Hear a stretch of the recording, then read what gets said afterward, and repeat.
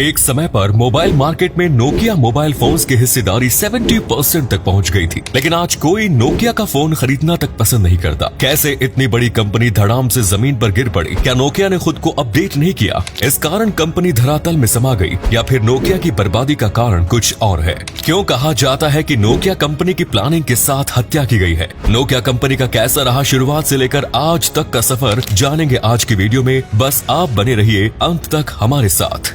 Nokia company का इतिहास करीब 157 साल पुराना है। फ्रेडरिक एडस्टम ने सन 1865 में फिनलैंड में एक पेपर मिल कंपनी की शुरुआत की। बाद में उन्होंने कंपनी का एक्सपेंशन किया। लियो मैकलेन को मदद के लिए साथ लिया। कंपनी ने एक के बाद एक कई पेपर मिल्स खोल ली और लगातार कंपनी का कद बड़ा हो रहा था। कुछ समय बाद कंपनी ने इलेक्ट्रिसिटी के बिजनेस में कदम रखा और फिनलैंड की नोकियान वित्रा रिवर के पास एक इलेक्ट्रिसिटी जनरेशन प्लांट लगाया। दूसरे विश्व युद्ध के दौरान कंपनी को काफी मुनाफा हुआ। इलेक्ट्रिसिटी की डिमांड अपनी पीक पर थी, लेकिन विश्व युद्ध खत्म होने के बाद बिजली की डिमांड कम होने लगी। तभी कंपनी ने फैसला किया कि वे अलग अलग सेक्टर्स में बिजनेस को एक्सपेंड करेंगे।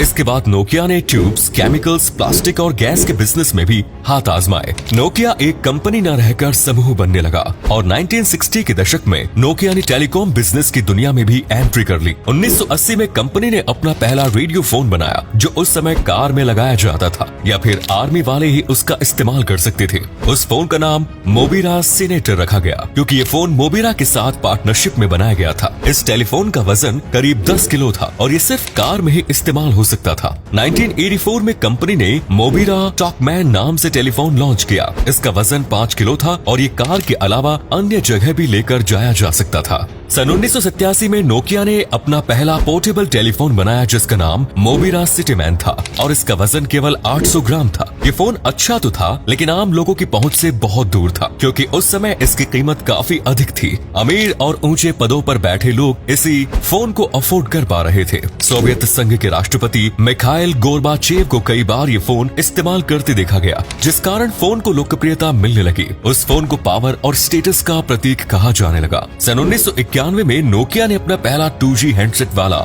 GSM मोबाइल लॉन्च किया और उस फोन से पहली बार फिनलैंड के पीएम हैरी होकेरी द्वारा की गई। 1992 में नोकिया ने 1011 फोन लॉन्च किया। फिनलैंड के अलावा यूरोप और अमेरिका के कई देशों में फोन की डिमांड आने लगी। सन 1994 में नोकिया ने मास्टर स्टॉक चला और 2100 सीरीज का 2110 फोन लॉन्च किया। कंपनी को उम्मीद थी कि उस फोन के करीब 4 लाख ऑर्डर्स आ जाएंगे, लेकिन कंपनी को उस समय 2 करोड़ से अधिक फोन के ऑर्डर्स मिले। धीरे धीरे नोकिया पूरी मोबाइल मार्केट को कैप्चर करने लगी। 2003 से 2005 के बीच 1100 और 1110 मॉडल के फोन दुनिया भर में पसंद किए गए। पूरी मार्केट में नोकिया ने तहलका मचा दिया। मोबाइल फोन का मतलब नोकिया, ये लोग समझने लगे। अन्य कोई मोबाइल कंपनियां नोकिया के आगे नहीं टिक पाई। लेकिन साल 2007 में एप्पल कंपनी ने मोबाइल मार्केट में एंट्री की और अपना iOS सॉफ्टवेयर लॉन्च किया। वहीं अन्य सभी कंपनियां गूगल के एंड्रॉइड वर्जन को अपनाने लगी। नोकिया के फोन अब लोगों को पुराने लगने लगे। नोकिया ने अपने टच स्क्रीन वगैरह फोन भी लॉन्च किए, लेकिन कंपनी को कामयाबी नहीं मिली।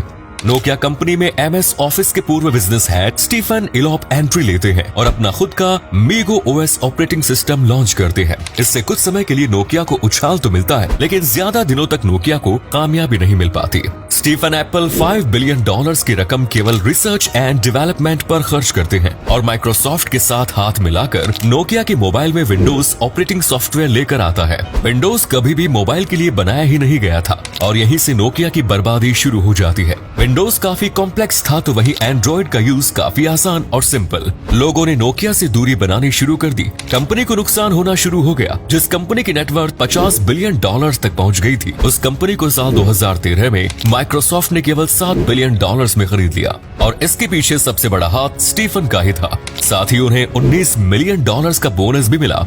अपने निजी स्वार्थ के लिए उन्होंने पूरी कंपनी को बर्बाद कर दिया। 2014 में सत्य नडेला माइक्रोसॉफ्ट की CEO बने और उन्होंने कहा कि नोकिया को खरीदना माइक्रोसॉफ्ट की सबसे बड़ी गलती थी। माइक्रोसॉफ्ट ने नोकिया कंपनी को HMD ग्लोबल को बेच दिया। नोकिया फिलहाल धीरे धीरे ग्रो करने की कोशिश कर रही है। वर्तमान समय में Nokia wifi routers, digital audio, smart TVs, smartphones, tablets और फीचर फोन्स की फील्ड में ग्रो कर रही है और अक्टूबर 2022 के मुताबिक कंपनी की नेटवर्थ $23.44 बिलियन है। दोस्तों, आज के समय में अधिकतर लोग नोकिया कंपनी को भूल गए हैं, लेकिन समय हमेशा एक जैसा नहीं रहता।